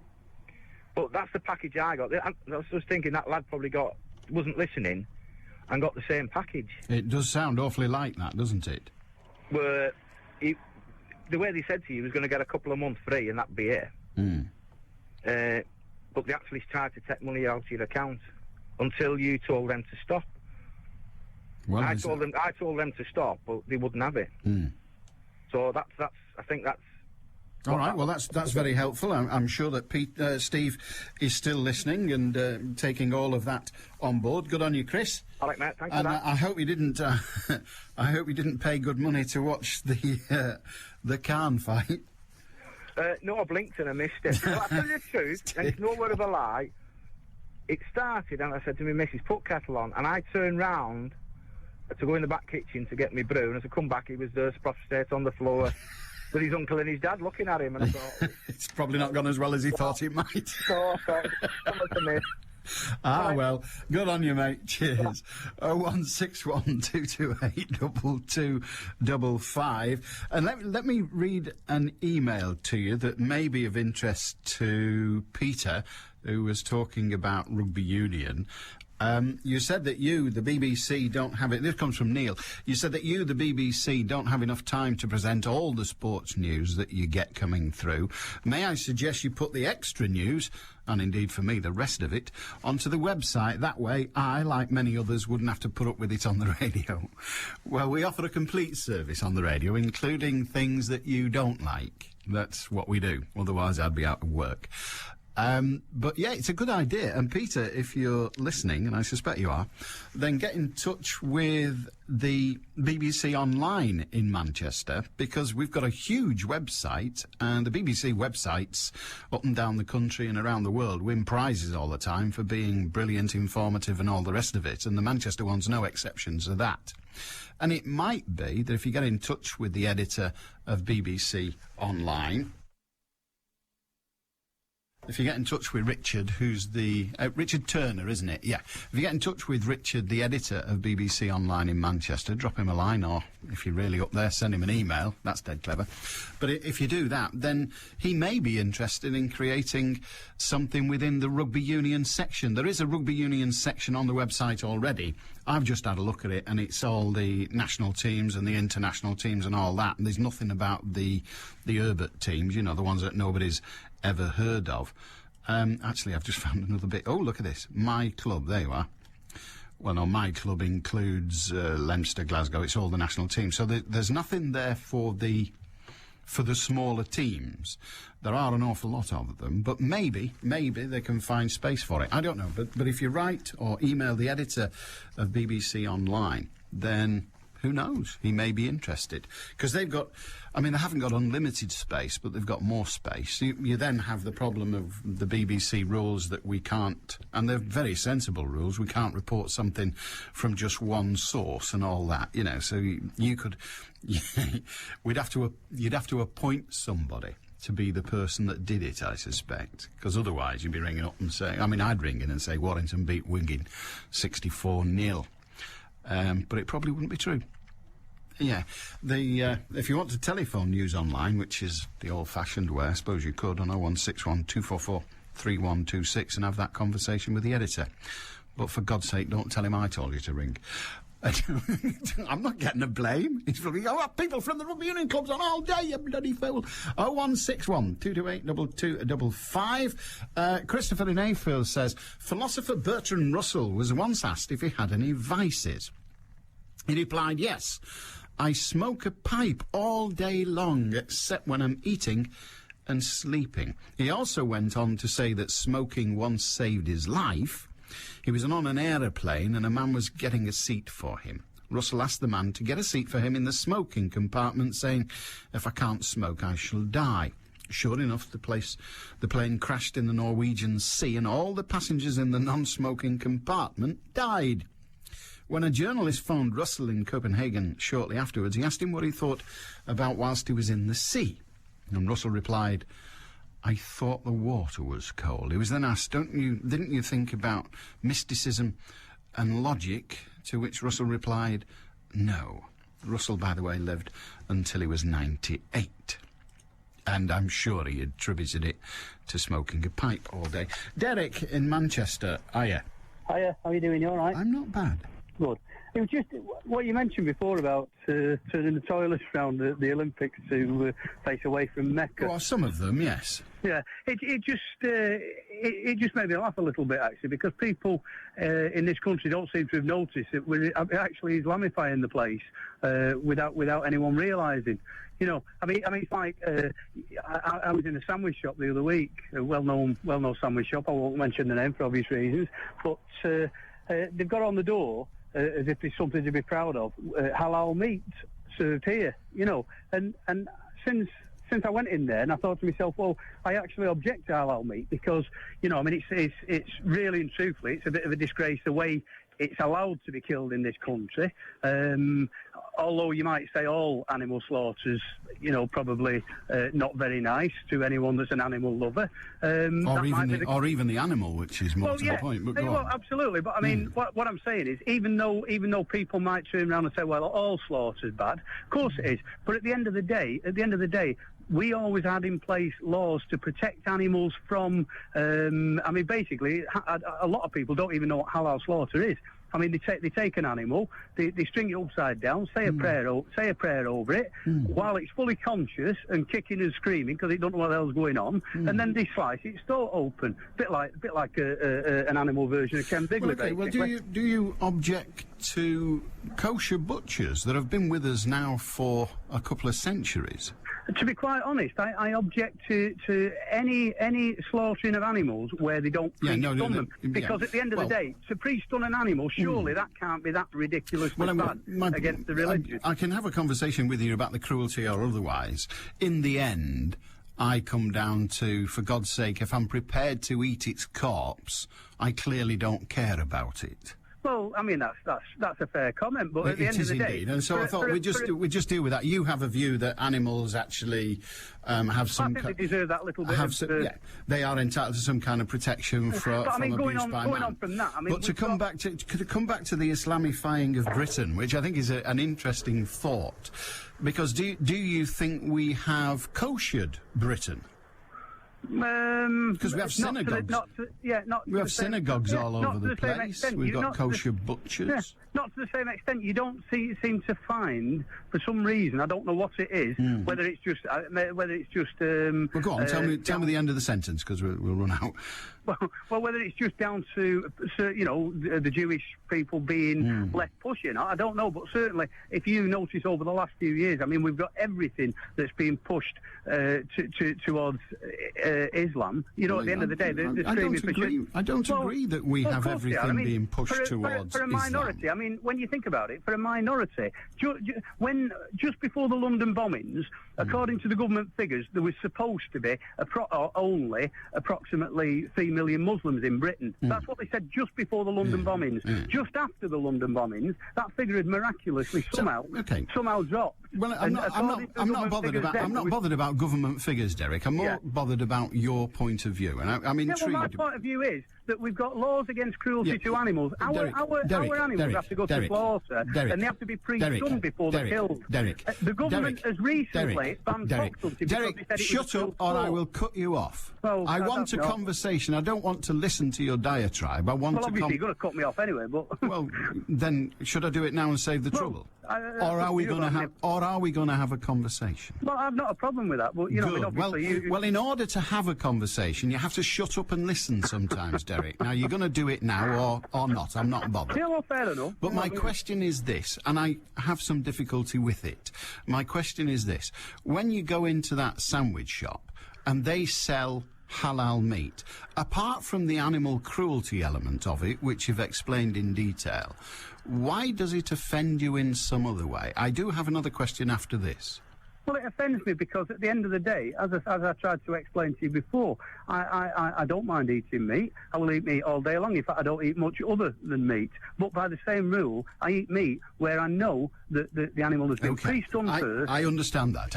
I follow that. You've gone back to the animal rights argument, and it's a perfectly valid argument, and I've no trouble with it. Now let me ask you this, because it began in another place. When you're on the toilet, and I don't normally get this sordid, when you're on the toilet, are you bothered which way you're facing? I'm not, no. No, I'm not either. No.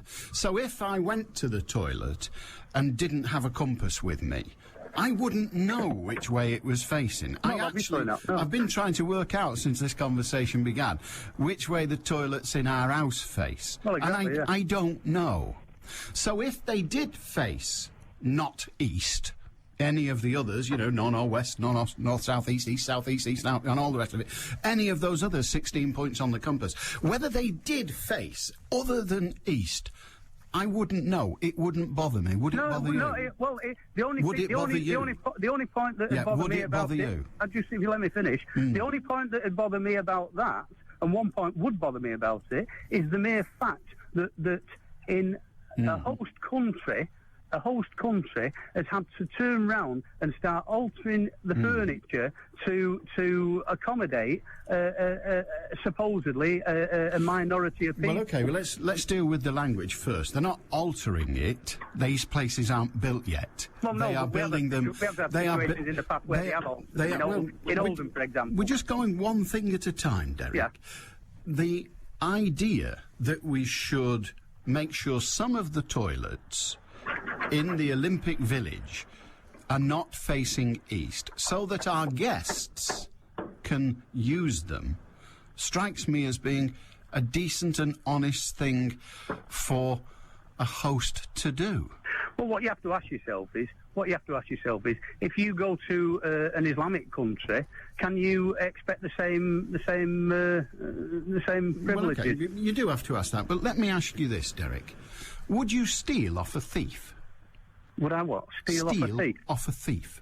I wouldn't steal off anyone. Would you not? But surely you should say, look, if I'm in the territory of the thief, he's a thief. He has to expect to be stolen from. Or are you a better person than that and says, I'm prepared to bend a little to accommodate my guests. I'm prepared to go to another country and bend because they are less accommodating. Do you not feel a better person for that? Well, I think our country's been let down because of that opinion. Do you? To be quite, I do actually. Yeah. So you I think we should? I think it's been badly let down. You think we should impose your concept of morality on everybody here? Not a question of impose. It's a question of when in Rome, do as the Romans do. It's a very good old saying. Unfortunately, we seem to have gone the opposite way and let the Romans sort of do what they want when they turn up at our door. I mean, anyone could get anything can walk over our borders on two legs, whether it's got feathers or not. Can walk through our borders. If it's got feathers, Derek, I'm somewhat disturbed by the concept of thing. First of all, if it's got feathers, there's a fair chance it'll be flying, unless it was that emu that escaped in Culcheth, which is a long way from the border, but it may have crossed it by now. I'm not comfortable with the concept of thing. If you want to talk about people, we will. If you want to talk about any bears that happen to come this way, frankly, I've got better things to do with my time. That's the point I'm trying to make. Whatever walks over our borders we seem to bend over backwards to make them feel at home, and at the expense of our own native Britons. To be quite I'll give you the opportunity to say whoever, but if you insist on I'll say whoever. Whoever should walk. If we're having a conversation about human beings, we will refer to them as human beings at least. Well, yeah, I'm not being funny, but I mean, you. I don't care when you're being funny. Yeah, well, you called me a pretty vicious name the other week, and then 2 days later, I wasn't. Well, maybe you weren't, but 2 days later, you turned around and said that if we'd known they were only killing Jews during the war, we wouldn't have bothered going in. I'm not being funny, but I mean, you could get much lower than a comment like that. Or any more accurate. Well, any more accurate? Well, I'm not sure about that. I'm not sure about that. Well, you can make yourself sure. There's a very easy way. It's read a history book. Yeah. So you're saying that if it had only been the fact that they were killing Jews in Europe, that we wouldn't have bothered going? Almost certainly correct. Well, that's fair enough. If you can obviously back that up, that's. I don't have to back it up. No. Well, obviously you don't. No. Well, as I say, going back to what I'm saying here, I personally think that in this country we are bending over backwards too much to accommodate minorities, and eventually we're not going to have a country to come home to the way we're going. Okay, well, thank you very much, Derek. Have a good day. Thank you. We eventually will not have a country to come home to. Derek is offended grossly because some of the toilets being erected in the Olympic Village in London will be designed so that they do not face east, so that some of our Islamic guests will be able to have a pee. I think that's reasonable, isn't it? Derek thinks it's not. He thinks they should either not come or hold it. I think I know which of those two it is. It's 20 to 2 on BBC Radio Manchester. A very good day to you. News headlines. Mairead O'Kane. 370 jobs are to go at the Bradford and Bingley Bank. The company, which specialises in buy-to-let mortgages, reported losses of nearly £27 million in the first half of this year. 2 men arrested after around £300,000 worth of cannabis was discovered at a disused mill in Oldham have been bailed pending further inquiries. 1,600 plants were found at the property on Lees Road. And the first identity cards from the government's national scheme have been unveiled by the Home Secretary. They contain a picture and chip holding fingerprint records and other biometric data. They'll be issued at first to foreign nationals from November. Manchester's weather dry with a mix of cloud and sunshine, highs of 18 degrees Celsius. BBC Radio Manchester, 2020 traffic. Well, the main routes in and around Manchester all seem to be running fairly clearly at the moment, but a number of problems on the trains. If you're using Northern Rail services between Manchester, Victoria and Rochdale, you'll notice delays on the service because of a broken down freight train in the Castleton area. The train's broken down at Castleton Station, therefore services are suffering at the moment. And now if you're using the Transpennine Express services between Stockport and Cleethorpes, again, delays of up to 40 minutes can be expected because of signalling problems at Conisbrough, but tickets are being accepted on East Midlands trains instead, and delays of up to 45 minutes on cross-country services between Reading and Birmingham New Street due to problems with line-side equipment at Didcot Parkway. So if you're heading in that direction from Manchester Piccadilly, make sure you allow yourself plenty of extra journey time this afternoon. Now, if you can update me further, call in on 0161 244 4951. I'm Cara Banks. And some news we can all enjoy. You remember that Clegg was going to phone everybody on an automated phone system and give a haranguing and telling them to vote Liberal? Well, the Liberal Democrats broke privacy rules by using automated phone calls to voters and have been ordered to stop doing so or face prosecution. result. BBC Radio Manchester Sports with Dennis Lloyd. Good afternoon. Oldham Athletics manager John Sheridan has been charged with improper conduct by the Football Association. Sheridan was sent to the stand during the Latics 1-0 win over Tranmere earlier this month after contesting a decision by the referee. The Latics boss is now considering whether to request a personal hearing. Sheridan, meanwhile, has told BBC Radio Manchester the club were tempted to appeal against Sean Gregan's red card against Hartlepool at the weekend. Latics captain will miss the next 3 games through suspension. It's quite a lot of money for us, a club like us. We actually spoke to the assessor who was at the game, and he didn't feel as though Sean would get away with it, so whether that persuaded us, I don't know. No, but it's gone now, it's done, and we know he's out for 3 games, we know the situation, so we've just got to get on with it. Atletico Madrid coach Javier Aguirre has dismissed speculation linking their striker Sergio Aguero with Manchester City, insisting the Argentinian is happy where he is. City are believed to have had scouts at Atletic's La Liga match with Getafe last night. Newcastle United are still hoping to persuade Terry Venables to become interim manager. The former England coach is understood to have held talks with the St James's Park club. Lancashire are struggling slightly in their crucial championship match against Somerset. With the latest from Taunton, here's Chris Malaband. Lancashire are 167 for 7 here at Taunton, with Glenn Chappell playing positively on 19 and with him Luke Sutton on 16. It's been a struggle really for much of the day this morning, although for the first 45 minutes Mal Loy and Gary Keady played with relative comfort as Justin Langer elected not to use Caddick and Willoughby and instead mysteriously turning to Alfonso Thomas and Stephen Jones. Once Caddick was introduced into the attack though, Keady quickly went, caught by Trescothick off the bowling of Caddick for 25. Stephen Croft then followed him, bowled by Stephen Jones for 0. And just 20 minutes ago, Mal Loy was the final man to be gone today when he was LBW to Ian Blackwell for 61, getting a big stride in, pushing forward. He may feel a little unlucky. So Lancashire fighting hard to try and get up to Somerset's 202. They're 167 for 7. We'll keep you updated throughout the day. Warwickshire, meanwhile, have won the Division 2 title, having picked up the bowling points they needed against Glamorgan at Edgbaston. Warrington Wolves have released both Rob Parker and Andy Braycheck by mutual agreement. Parker is now expected to sign for Salford after having talks with the City Reds earlier this week. On tonight's Rugby League Hour with Jack Dearden and Phil Kinsella, the Wigan owner Ian Lenigan, Oldham Chief Executive Chris Hamilton and Warriors coach Brian Noble, as well as the new Warrington assistant coach Nigel Wright. All that from 7 this evening. Sale Sharks will be without Andrew Sheridan and Chris Jones for tomorrow night's game against Gloucester in the Guinness Premiership. Sheridan is suffering from an arm injury whilst Jones has a knee problem. Lionel Furay and Brent Cobain take their places.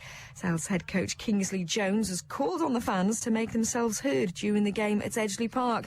Jones used to play for Gloucester and wants to recreate the intimidating atmosphere of their home support. Edgeley Park is almost like Kingsholm once we get going, and it takes a big statement to say that because Kingsholm was a very intimidating place to go. But Friday night we need to make sure that Gloucester know what it's like to be on the receiving end of a great home support. When they make mistakes, we want everybody cheering, and when they drop a loose ball, the crowd hoot in, and it'll help us, because believe me, I didn't realise until I left Gloucester how intimidating it was for the away team. And there'll be coverage from Edgeley Park tomorrow night from 7.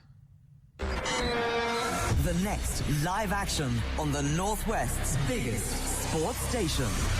We'll keep you updated, of course, throughout the day on Lancashire's match against Somerset at Taunton. And tomorrow evening, it's the Super League final eliminator between Leeds and Wigan from 7 here on BBC Radio Manchester. BBC Radio Manchester. There's no such thing as a free lunch, somebody once said.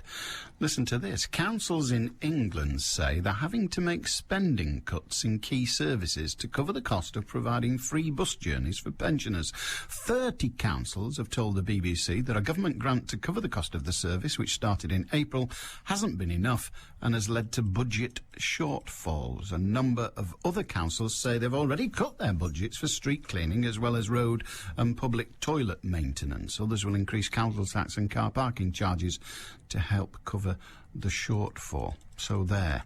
I could probably tell you, if I wanted to, and could find it on the internet, which of the councils have said so, but no matter. I might have a look in a minute. Mark in Littleborough. Hiya, Mark. Hiya.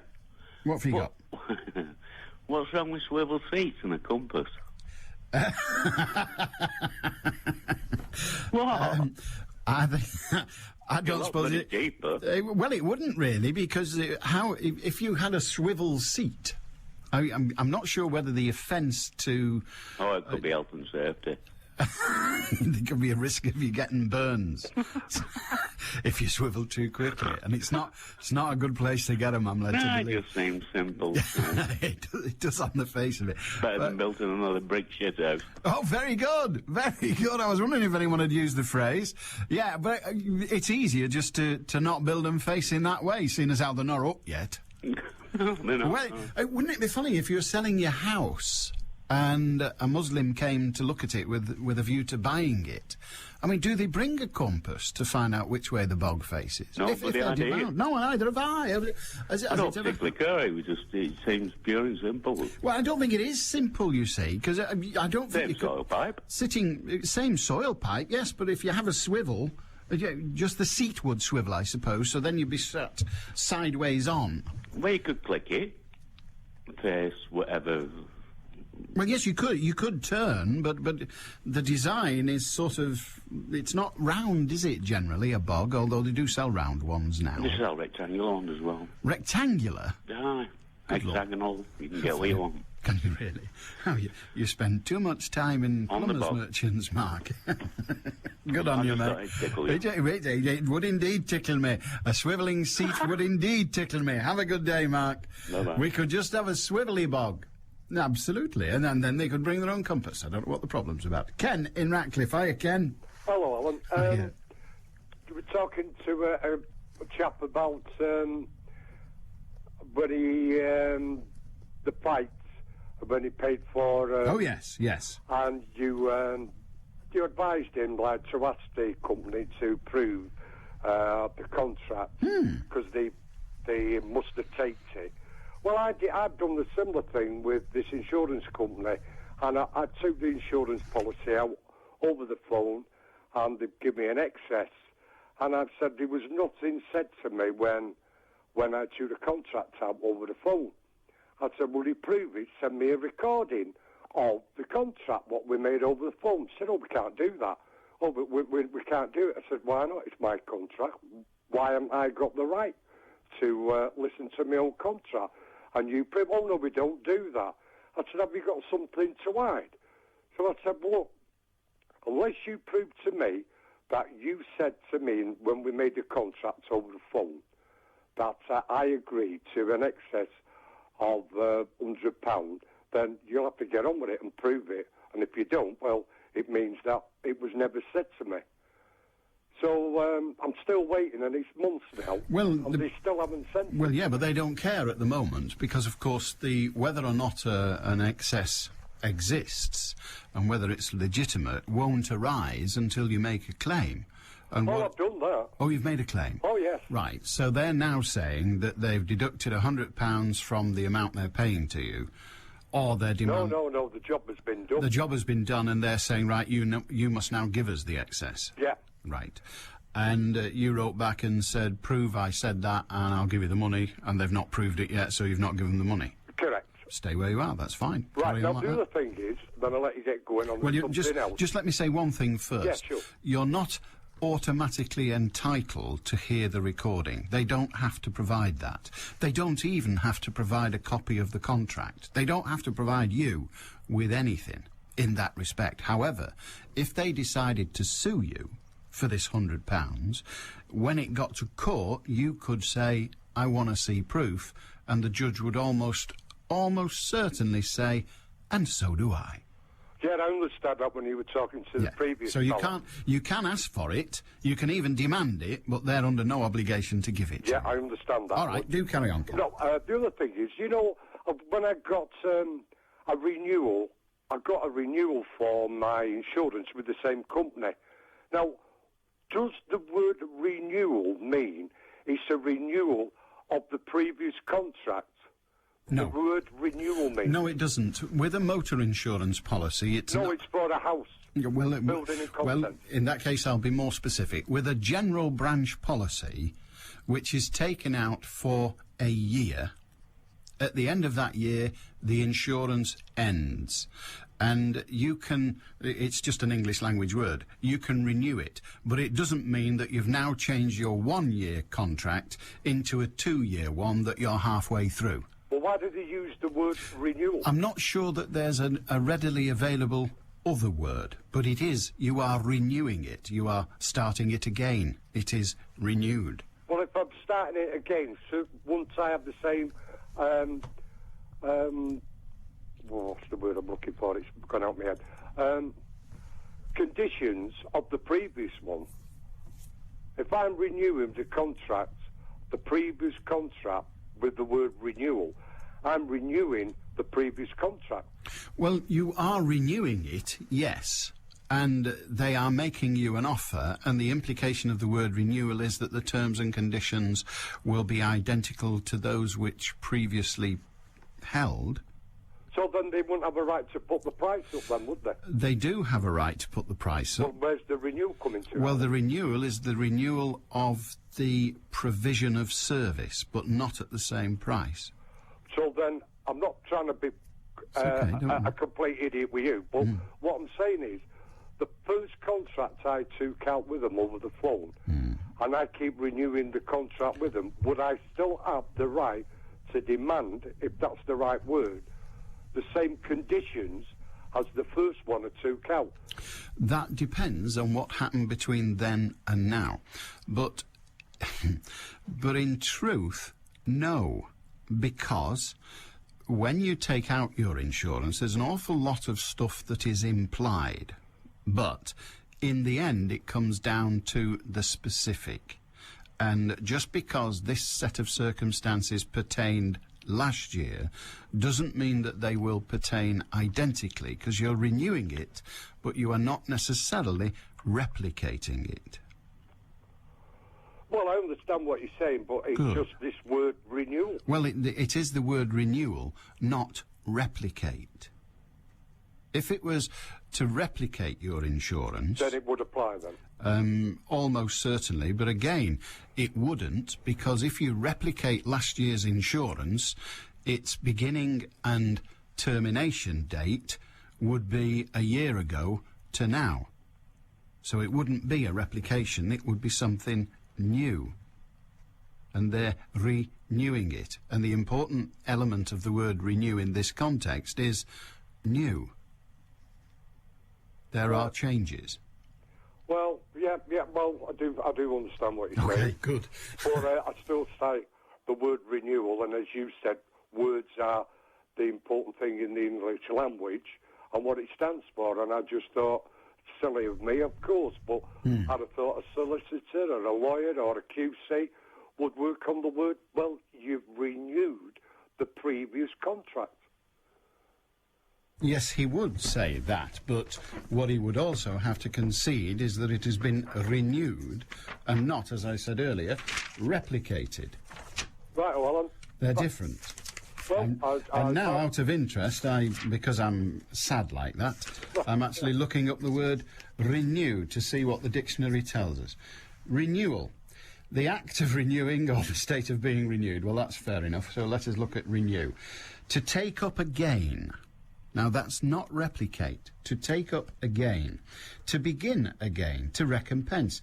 To restate or reaffirm. To make a lease, licence, contract valid or effective for a further period. To extend the period of a loan. But those don't apply because with an insurance contract, a general branch insurance contract, it has a start, a middle and an end. And unfortunately, I mean, for example, let us say they said to you in the second year of your insurance policy, that the first one you've ever taken out on your motor car, and they say you are renewing it, and you said, what about me no claims bonus? And they said, no, we're renewing it, so you don't get one. It's the same as last year. So it's a renewal, not a replication. Caffeinated Conversation with Heather Stott and friends. Does the credit crunch hit people's hands? People, instead of coming in, say, every 12 weeks, on average, they're coming every 17 weeks.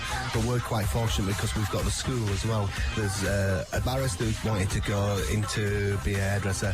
I've got a teacher. I put it to you that your fringe is too long. I'll just Heather Stott. Are you raging? Disgraceful. Yeah. It's like, watch out, cupboards are going, I've lost hinges. Really? Handles and look at, yeah, I'm an absolute nutcase. Caffeinated Conversation. The Coffee Club with Heather Stott and friends. Absolutely gorgeous to look at. Tomorrow morning from 9 on BBC Radio Manchester. We might have more for it in the sports news in 5 minutes' time, but FIFA's disciplinary committee have fined the Croatia Football Federation, so they've been fined. Do you remember the racist chanting, was it, at a game, England on September the 10th? Anyway, they've fined them. You'll get the details in the sports news. Tim in St Helens, not long. Hi, Tim. Hello, it's lovely to speak to you, Alan. Good. I'm on about the toilets again. I know you haven't. You do not have a bog standard chat show, for a start. Right. So, bog standard. I got it. Don't worry. I know. Go on. Well, it's Pilkington Glass and Tellens. We had problems when the Asians first started coming in because we used to use the toilets, of course, and we found big dirty footprints on the toilet seats. And we complained like mad, and they found out why. Anyway, they had them built in, especially for the Asians, and facing the right way. Excellent. I'm glad to hear it. They were really spotlessly clean and always kept that way. But I must admit, though, I enjoyed working with them. And with not only the Asians, we had Indians, Pakistanis, Bangladeshi, Yemeni, Biafrans, Nigerians, you name it, besides Scousers, Wiganers, and a couple of the local lads as well. So we all got on well together. Good. And it's surprising how much you learn from each other. It's surprising how much we have in common. Good on you, Tim. Certainly. Nice to speak to you. And you, sir. 01612282255. We've got about 30 seconds to book a call for tomorrow. The two people who haven't managed to get on, if you want to be on tomorrow, you're more than welcome. You can email. That stays open 24 hours a day. Rather like the Lee Asda, unless you count last night. Yeah, never mind. Radio Manchester at bbc.co.uk. Well, I got to the gym near it and it was shut when I went past. And there were cops everywhere. Blessings, I don't know. Somebody tried to steal a tin of beans or something. I'll see you tomorrow. Have a good one. Ta-ra now. A good full English, or do you prefer a continental? What's